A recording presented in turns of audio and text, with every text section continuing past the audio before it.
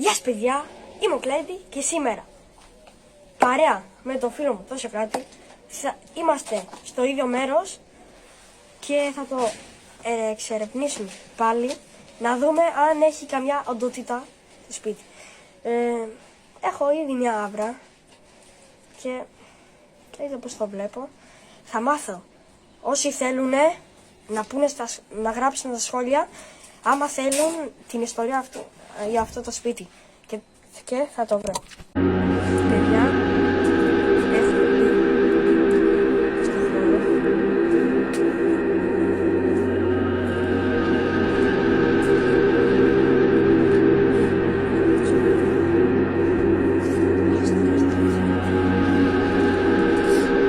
Έλα, θα ανοίξουμε το σπίτι και το...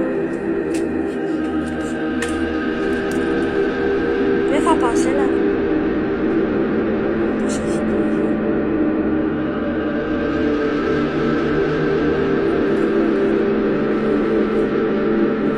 Είναι κάτι εδώ μαζί μας.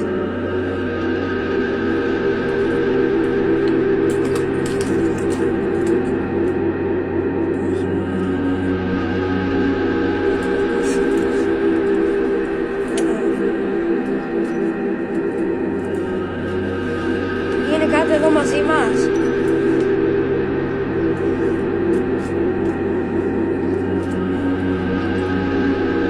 Είναι κάτι εδώ μαζί μας. Από το νεκρόν ή από την άλλη διάσταση.